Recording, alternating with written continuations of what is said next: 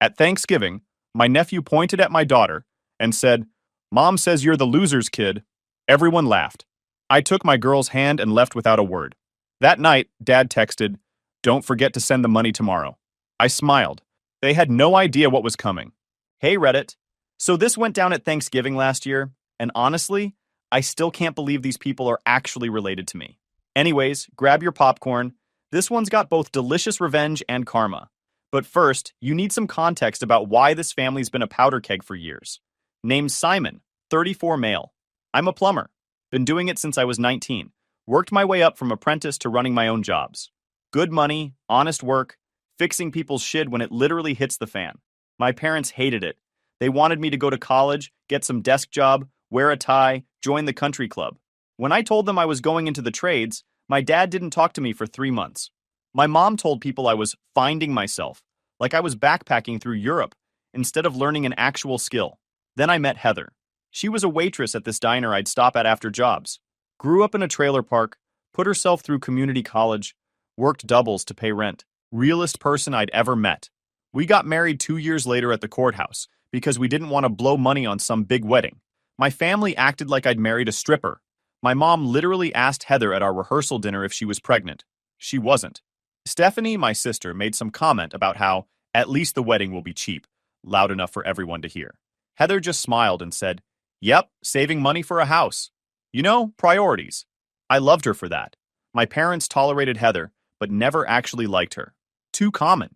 Too rough around the edges. Didn't have the right pedigree. My mom would make these little comments. "Oh, Heather's working again this weekend. How dedicated." Or, "I saw the cutest dress at Nordstrom, but I know that's not really your budget." Passive-aggressive bullshit designed to make my wife feel small. The worst was at Stephanie's baby shower about 8 years ago. Heather was about 6 months pregnant with Lucy. Stephanie was opening gifts. All expensive stuff from her registry. Designer everything. When she got to ours, a handmade baby blanket Heather had spent weeks crocheting, Stephanie held it up and goes, "Oh, how homemade. I guess some people show love differently." Then she whispered something to her friend next to her, and they both laughed. Heather's face went red.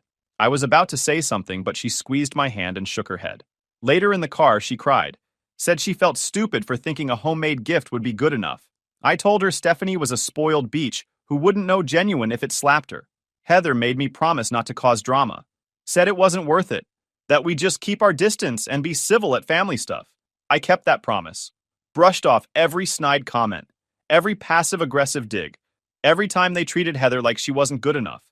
Because that's what you do, right? Keep the peace. Be the bigger person.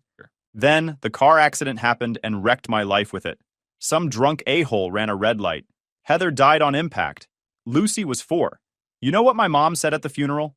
Well, at least now you can focus on rebuilding your life. Make better choices. Like Heather was a mistake I could just move on from.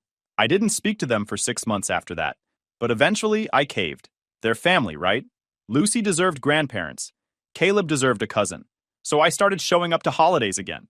Started answering calls again. Started being the good son, the good brother, the guy who doesn't cause problems.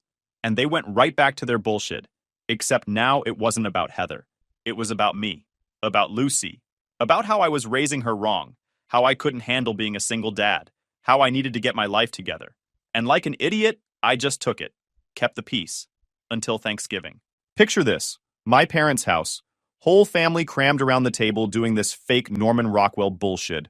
There's my mom, Elaine, my dad, Gerald, my sister, Stephanie, and her little demon spawn, Caleb.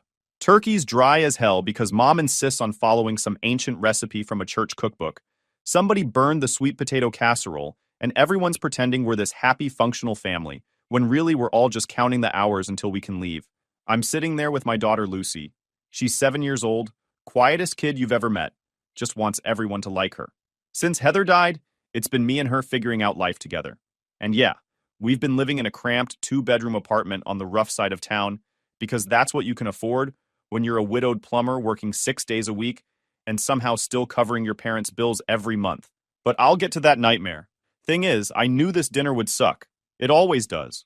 But I kept showing up because some dumbass part of me thought maybe this year they'd see Lucy growing up without a mom and actually give a shit. Maybe they'd see me drowning and throw me a lifeline instead of tying weights to my ankles. We're halfway through dinner when my nephew Caleb, who's 9 and already got that spoiled brat energy locked down, points right at Lucy and goes, "Mom says you're the loser's kid." Dead silence for like half a second. Then everyone starts laughing. Full on belly laughs like this kid just told the joke of the century. My mom's wiping tears from her eyes. My dad doesn't even look up from his plate, just keeps shoveling stuffing like his granddaughter didn't just get verbally destroyed at the dinner table. Stephanie, my sister, she's got this satisfied smirk.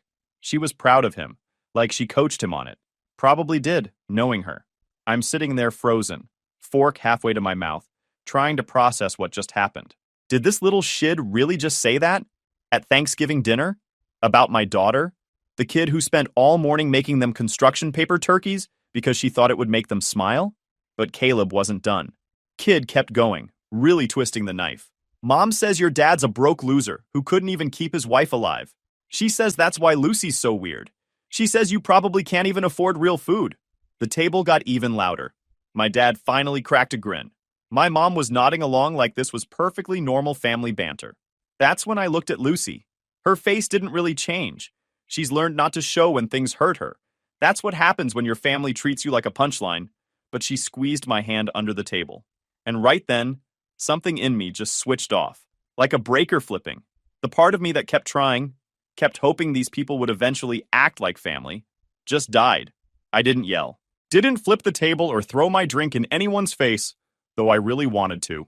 I just stood up, real calm, took Lucy's hand, and walked straight to the door. Left the cheap bottles I'd brought sitting on the counter. $20 each because that's what I could afford after paying their water bill. Didn't say goodbye or have a nice holiday or go to heck. Just walked out.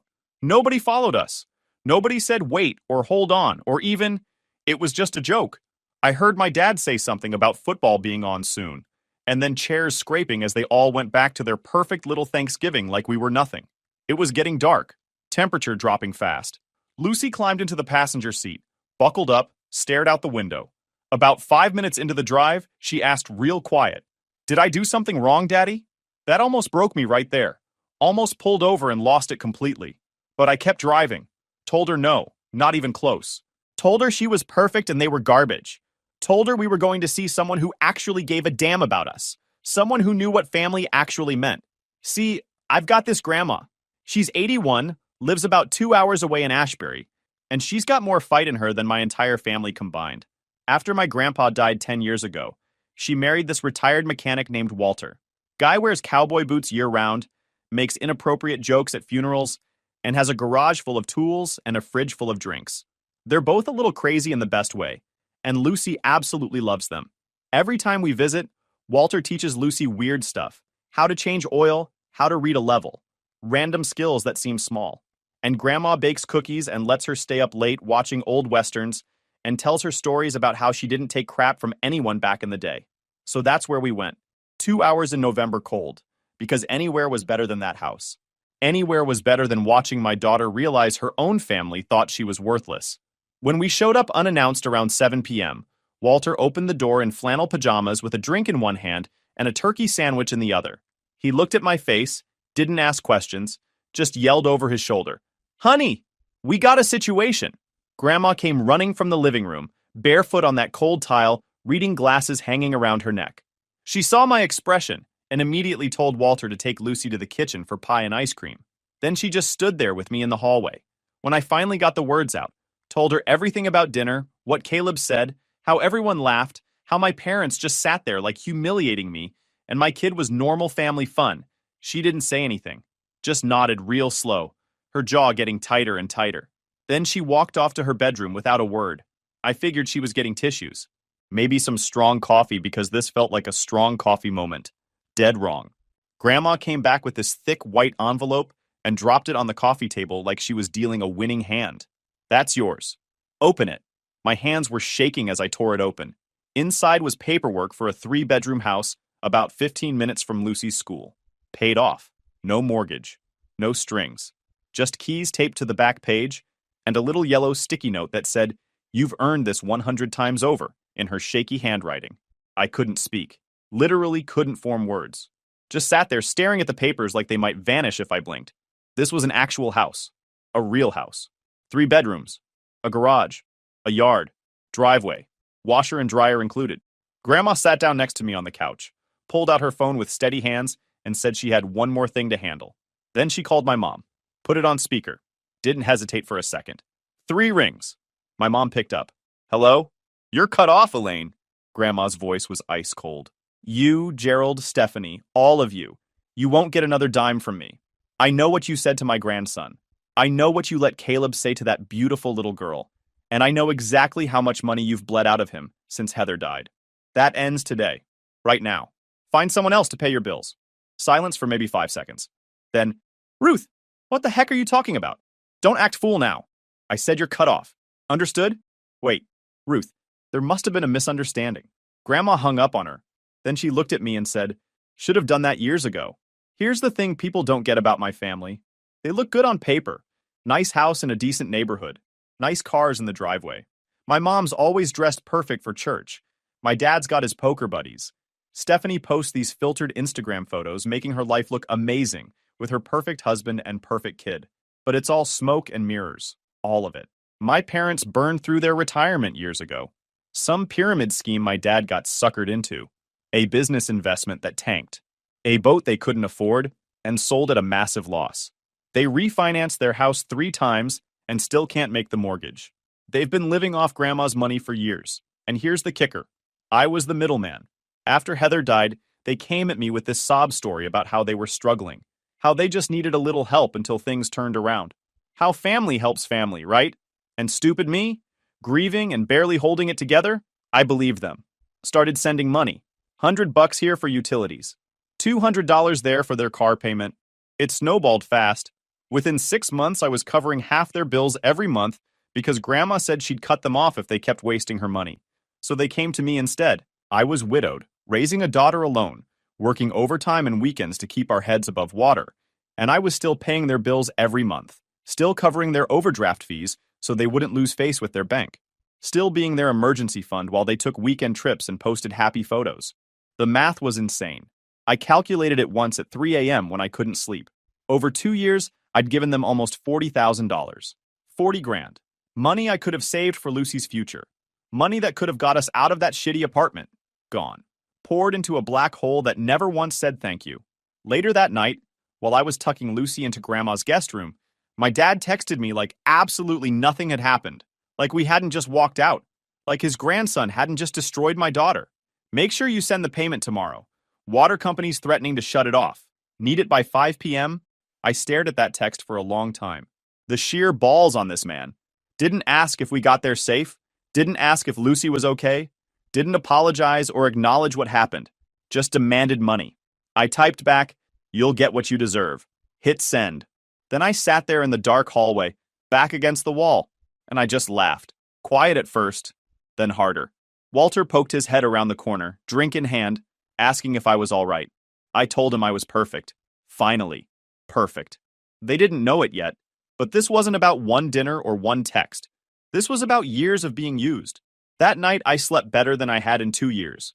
They had no idea what was coming, but Grandma did. She knew exactly what she'd set in motion. By 9 the next morning, they were already freaking out. The first text came from Stephanie at 9:13 a.m. "Did you say something to Grandma? My card just got declined at Target." I didn't answer. Just sat there in Grandma's breakfast nook drinking coffee, while Lucy built this Lego castle on the floor, Walter helping her with the towers. Fireplace going. It felt like an actual holiday for the first time in forever. Peaceful. Quiet. Nobody shitting on anyone. By 10 a.m., Stephanie sent another text. "Seriously, what's going on? None of my cards are working." Then at 10:30, "Mom's cards aren't working either. What the hell did you do?" I just smiled. Grandma walked by, squeezed my shoulder, and said, "Let them squirm." By noon, my mom was in full meltdown mode. Voicemails started piling up, her voice getting more shrill with each one. "Call me back right now. This is serious. Your father just got a call from the mortgage company." Then another 10 minutes later. "Your sister's hysterical. Caleb's private school tuition is due next week. Call me back immediately." Then, "I don't know what you did, but you need to fix this right now." The balls on these people. Turns out Grandma moved fast. Real fast. She's got this lawyer, been using him for 30 years. Guy's sharp as a knife. That morning, while Walter was making bacon and Lucy was still asleep, Grandma had already been on the phone making moves. She closed the trust fund they'd been draining for years. The one Grandpa set up for family emergencies that they treated like their personal piggy bank. The one they used to take a wellness retreat to Arizona after Stephanie's divorce, staying at some spa resort that costs $600 a night. She shut down every automatic transfer. Every single one. The money that went to my dad's truck payment. The money that paid their HOA fees. The money Stephanie used for Caleb's private school, gymnastics, soccer, whatever expensive hobby he was into that week. Gone. Stopped. She removed her name from every account that wasn't mine. Joint checking, savings, CDS, investment accounts, everything. If my parents' names were on it, she was off it. And the nuclear option, she sent a certified letter to Caleb's private school stating she was no longer sponsoring tuition and wouldn't be responsible for any future payments. That school cost $28,000 a year. Stephanie called me 27 times that day. 27. Watched my phone light up over and over while I played catch with Lucy in Grandma's backyard, while we made sandwiches for lunch. Every call just hit decline and went back to what I was doing. When she finally gave up on calling, she switched to texts. Started reasonable. Please answer. We need to talk about this. Then got desperate. I don't understand what's happening. Just call me. Then turned nasty. You can't do this to us. This isn't who you are. You're better than this. And then, 5 minutes later, you're just bitter because Heather's dead and you're stuck raising Lucy alone. Don't punish us because your life sucks. That one hit different, not gonna lie. Because yeah, my life was hard. I didn't want to be a widower at 33. Didn't want to raise a daughter alone. Didn't want my family to treat us like charity cases. But here's what Stephanie didn't get. I never asked them for shit. Not once. I didn't ask for help with rent. Didn't ask them to babysit. Didn't ask for rides or meals or sympathy. I just existed. Busted my ass, raised my kid, and somehow still ended up being their personal ATM. My dad tried a different approach around 3 p.m. Called from my mom's phone. I answered by accident. We need to talk about this situation. His voice was tight, angry. That tone he used when he thought he was being reasonable. Nothing to talk about, Dad. Happy Thanksgiving. Don't give me that. Your grandmother is making a huge mistake. She's not thinking clearly. She's old and she's being manipulated. By who? Me? The one who's been paying your water bill for 2 years? We're family. Family helps each other. Yeah? Where was that energy yesterday when Caleb called Lucy the loser's kid and you sat there eating turkey like it was dinner theater? Silence. Then, that was just kids being kids. You're being too sensitive. You've always been too sensitive. I hung up. Blocked the number. The final straw came that evening around 6 p.m. My dad texted from yet another number with a photo attached. Stack of bills spread across their kitchen table. Water, electric, gas, mortgage, all with red final notice stamps. The message said, "Your mother is crying. Hope that makes you happy. We raised you better than this." I stared at that message for a long time. Looked at those bills.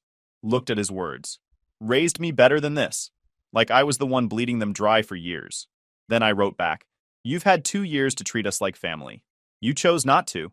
Now live like we never existed. Lose the number." Blocked him. That night, Grandma made pot roast.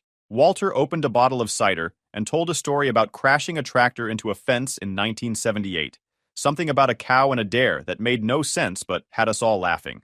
Lucy fell asleep on the couch around 8:30 with a blanket wrapped around her, and Walter's old dog curled up at her feet. I sat there in the quiet, fire crackling, Lucy breathing steady, and realized I hadn't felt this solid in years. Someone finally saw what was happening and said enough, and that was worth more than anything they could ever give me. 3 days later, I drove to the house Grandma gave me, took Lucy with me, made it a whole thing, stopped for breakfast at this diner she loves, got her pancakes and hot chocolate. Kid deserved it. Pulled up to the house and just sat there for a minute. 3 bedrooms. Actual yard with a fence, 2-car garage, front porch. It looked normal. Unlocked the door with hands that wouldn't stop shaking. Turned on the heat. The place was empty but clean. Grandma had hired someone to come through and make it perfect. Hardwood floors, updated kitchen with appliances that actually worked, 2 full bathrooms, basement for storage, backyard with a shed and room for Lucy to play. I just stood there in the living room taking it all in. Sunlight coming through windows that weren't covered in grime. Space. Actual space to breathe, to live, to exist without feeling like the walls were closing in. Lucy ran around checking everything out, her voice echoing through the empty rooms. Dad, my room is huge. Dad, there's a tree in the backyard. Dad, can we get a dog? Maybe, maybe we could get a dog. For the first time in 2 years, maybe felt possible. We spent the rest of the day measuring rooms, planning where furniture would go, talking about paint colors. Lucy wanted her room purple. We'd make it purple. This was ours. Nobody could take it. Nobody could hold it over us. Meanwhile, my family was falling apart in real time, and it was satisfying as hell to watch from a distance. Stephanie showed up at Grandma's house that same day, just pulled into the driveway unannounced. Walter answered the door, looked at her standing there with her arms crossed, and said, "You got about 10 seconds to get off this property before I call the cops." Then he closed the door in her face. She left a note taped to the front door. I saw it when we got back that evening. Just said, "Please, we need to talk. This isn't fair. You're ruining Caleb's life." Grandma ripped it up without reading past the first line. Then Stephanie tried getting to me through work. Called the plumbing company I work for. Told them it was a family emergency. Tried to get my schedule, my personal number, anything. My boss is a solid dude, though. He asked me if I wanted to talk to her. I said hell no. He told her to lose the number and hung up. My parents went with maximum guilt. Had my Aunt Victoria call me, woman I hadn't talked to in 5 years, suddenly real concerned about family. Told me how they might lose the house. How Stephanie had to pull Caleb out of private school. How I was destroying the family. How Grandma was too old to be making these kinds of financial decisions. Victoria, where were you when Caleb called Lucy the loser's kid? Well, I wasn't there, but I'm sure it wasn't. That's the problem. None of you were there. None of you are ever there. But now everyone's got opinions. Delete this number. Hung up. Blocked her. Blocking people became my favorite hobby. But here's where things got interesting. About 3 weeks after Thanksgiving, mid-December, I got a call from a lawyer. Not mine. I didn't have a lawyer. Theirs. Some guy named Stewart from a firm with like 6 names in the title. Said he was representing Elaine and Gerald, my parents, in a matter concerning my grandmother. My mom was suing for elder abuse and financial manipulation, claiming Grandma wasn't mentally competent when she cut them off, that I'd manipulated an elderly woman into giving me property and cutting off her real family. That Grandma was showing signs of dementia, that I was taking advantage of a vulnerable senior citizen for personal gain, that the property transfer was invalid and should be reversed. I laughed so hard. Grandma's sharper than all of them combined. She goes to town meetings just to argue with the mayor about zoning laws and property taxes. She runs 2 book clubs and remembers every character in every book. She just bought a new car after researching models for 3 months and negotiating the dealer down $4,000. She does crosswords in pen. The woman's thriving. The lawyer basically said they had no real case, but wanted to scare Grandma into reinstating the money. Classic intimidation tactic. Threaten legal action, hope the old lady gets nervous and caves, offer to drop everything if she just starts the payments again. Grandma's response when I told her, "Oh, hell no. Time to bury these bastards." She hired her own lawyer, guy named Klein, been practicing elder law for 40 years, looks like someone's grandpa, but argues like he's going for blood. And she didn't just hire him to defend herself. She went full nuclear, countersued for harassment, defamation, and intentional infliction of emotional distress, filed for restraining orders against all of them. Then she got her doctor involved. Full cognitive assessment. Tests, interviews, the works. Results showed she was completely mentally competent. No signs of dementia or diminished capacity. Fully capable of making her own financial decisions. Got a second opinion from another doctor just to be thorough. Both reports went to the judge, along with Klein's countersuit. But Klein didn't stop there. He started digging into my parents' finances. And guess what he found? Years of forged signatures. My parents had been forging Grandma's signature on checks for years. Small amounts they thought she wouldn't notice. 200 here, 500 there. Added up to over $15,000. Grandma had noticed. She'd kept records. Bank statements with the forged signatures highlighted. Deposits she never authorized. Withdrawals she never approved. She'd been keeping receipts the whole time, just waiting for the right moment. Suddenly, their lawsuit looked really stupid, really fast. Their lawyer called Klein and tried to negotiate a quiet withdrawal. Klein told them to get screwed and filed a police report for fraud and forgery. They dropped the lawsuit within 3 days.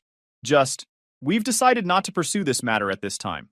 Translation: our lawyer told us we're about to get arrested and lose everything. My dad tried damage control, got yet another new number and texted me. We all made mistakes. Nobody needs to go to jail over family stuff. Please don't push this. I didn't respond. I hadn't pushed anything. I just stopped being their safety net. Stopped covering for them. But Stephanie? She wasn't done. Not even close. And what she did next made everything else look tame. 2 months after Thanksgiving, mid-January, Stephanie completely lost it. She showed up at my work, walked right into the plumbing company office looking like she hadn't slept in a week. Hair a mess, makeup smeared, yoga pants stained. Started yelling in front of everyone, calling me selfish, saying I ruined her life, saying Caleb had to switch to public school, saying I was a vindictive a-hole. Security removed her. My boss gave me the rest of the day off. Good guy. But Stephanie wasn't done. She started showing up everywhere. At the grocery store, at Lucy's school during pickup, at the park on Saturdays, watching, following, leaving notes on my truck, texting from different numbers. The notes were unhinged. You destroyed our family. Mom's having a breakdown. Caleb asks why his cousin hates him. Nothing threatening enough to act on, but creepy as hell. So I took action. After 2 weeks, I filed for a restraining order. The judge granted it immediately. 500 feet from me, Lucy, my workplace, and Lucy's school. Stephanie had to surrender it all in court. Didn't say a word. Just stared with pure hatred. That's when she really lost it. She broke into Grandma's house. Middle of the night, early February. Grandma and Walter were at a casino 2 hours away. Stephanie didn't know that. Smashed a back window, climbed through, started tearing the place apart, looking for paperwork, bank statements, Grandma's will, anything to prove manipulation or incompetence. What she didn't know, Walter had installed HD cameras with audio after her first visit. Every second was recorded. Police got the security alert. Found Stephanie still there at 3 a.m., surrounded by torn papers and overturned furniture. She tried every excuse. Had permission. Door was unlocked. Worried about Grandma's safety. Nothing worked. Arrested on the spot. Breaking and entering. Destruction of property. Vandalism. Violating the restraining order. My mom's lawyer withdrew from everything that week. All of it. Just, our client has decided not to pursue legal action. Translation, your daughter got arrested on camera and destroyed any credibility. Stephanie's husband filed for divorce 2 weeks later. Can't blame him. My dad tried reaching out one more time. Things have gone too far. Stephanie made a mistake. She's getting help. Can we talk like adults? I didn't respond. I hadn't made Stephanie do anything. She couldn't handle me not being their cash cow anymore. So she imploded, all on her own. In March, 3 months after Thanksgiving, Grandma decided to make everything crystal clear. She called it a family meeting. She invited everyone who still talked to her.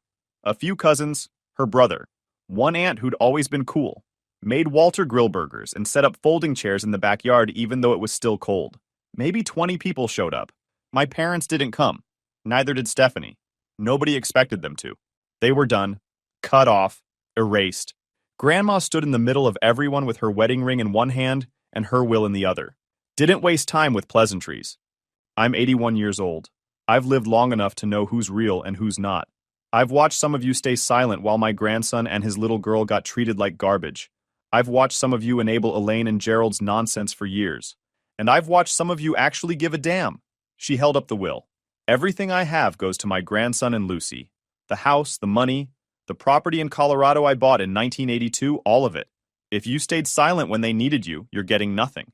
If you enabled the people who hurt them, you're getting nothing. I don't care if you're blood. Blood doesn't mean shit if you act like strangers. Nobody argued. Nobody looked surprised. I think everyone knew by then that the family was split in two. The ones who helped bury the knife and the one they tried to bleed. Some of the cousins actually apologized. Said they didn't realize how bad things were. Said they should have spoken up. I appreciated it, but I also knew they'd chosen their side when it mattered. Too late now. After the meeting ended, my dad sent one final message from God knows whose phone. If this is how it's going to be, then we're done. Don't come around when she dies. Don't show up pretending you care. You made your choice. Then he blocked me. My mom blocked me. Stephanie blocked me from jail, which was honestly impressive. Just like that.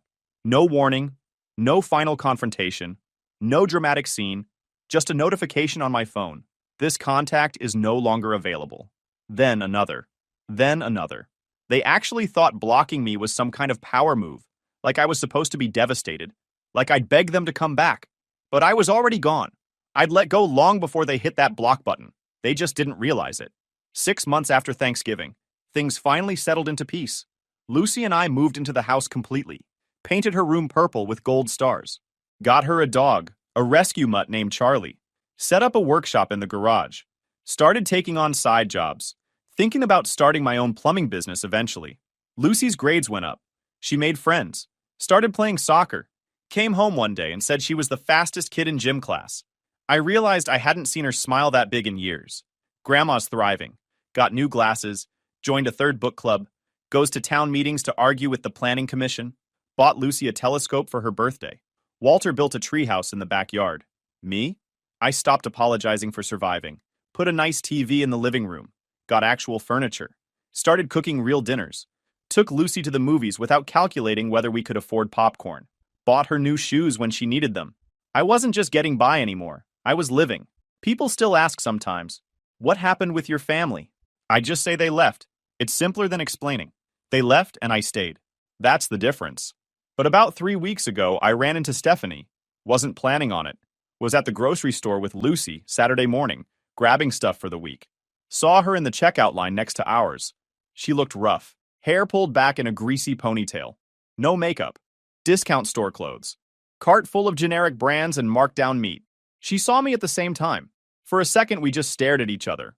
Lucy was distracted looking at candy, didn't notice. Stephanie walked over. I could see her hands shaking. Can we talk, please? I didn't say anything. Just looked at her. I'm sorry. Okay? I'm sorry about everything. About Caleb, about what I said, about the house. I was wrong. Her voice cracked. I lost everything. Dave took Caleb. I'm living in a studio. I can barely afford groceries. Mom and Dad won't help me. Grandma won't talk to me. I have nobody. Still didn't say anything. Please, I'm your sister. I know I messed up, but I need help. Just something. A loan. Maybe you could talk to Grandma for me. I just need... Nope. She blinked like she didn't understand. What? I said no. But I'm family. You're nothing. I kept my voice flat. Calm. You spent years treating Heather like trash. You taught your kid to call my daughter the loser's kid. You laughed when she was humiliated. You stalked us. You broke into Grandma's house. You made your choices. Now live with them. Her face crumpled. Started crying right there in the grocery store. I was angry. I wasn't thinking straight. You knew exactly what you were doing. I grabbed my cart, started pushing past her. Lose my number. And if I see you near Lucy again, I'm calling the cops. Restraining orders still active. Wait! I didn't wait. Just kept walking. Lucy caught up, asked who that was. I told her nobody important. At the register, I could see Stephanie still standing there in the next aisle over, just watching us. Crying. Cart abandoned. Looking like her whole world had caved in. And honestly, I felt nothing. No guilt, no satisfaction, no anger. Just nothing. She wanted me to save her like I always did. Wanted me to be the good brother who bails everyone out. Wanted me to forget everything and just help because that's what family does. But I wasn't that guy anymore. Lucy came home from school yesterday and told me she made a new friend. Kid invited her to a birthday party next weekend. She asked if we could afford a present. I told her, yeah, we can afford whatever she wants. The look on her face, like she couldn't believe it. That's when it hit me. For the first time, my daughter wasn't worried about money, wasn't carrying the weight of dysfunction on her shoulders. She was just a kid, going to birthday parties, playing with her dog, doing kid stuff. That's the win. She's not the loser's kid. She's Lucy. And she's got a dad who'd burn every bridge to keep her safe. They didn't understand that. They thought I needed them more than I needed my daughter's peace. They were wrong. It's been a full year since that Thanksgiving. Lucy's 8 now, straight A's. Made the travel soccer team, solid group of friends. Doesn't ask about my parents anymore. She moved on. Grandma turned 82. She and Walter took a road trip to Montana. They're talking about buying an RV. I believe they'll do it. My parents lost their house in May. Foreclosure. They're renting now. Dad's working part-time at a hardware store. Mom blames me for everything. I don't think about them. Stephanie got out of jail after 4 months. Her ex has full custody of Caleb. She sees him every other weekend supervised. She's working retail somewhere. Hasn't contacted me. And me? I'm good. Took Lucy to Disney World last month. First real vacation we've ever had. She cried happy tears when she saw the castle. I'm not angry anymore. Not bitter. I don't think about what they did or took. I just live, build my business, raise my kid, watch Lucy grow up knowing she's loved and safe and enough. That's the story. They underestimated me and humiliated my daughter. So I walked away. Built something they can never touch. That's the best revenge. YouTube just dropped this new hype feature. If you're hooked on this story, smash that hype button. It tells YouTube this video deserves to blow up, and it keeps even crazier stories coming your way.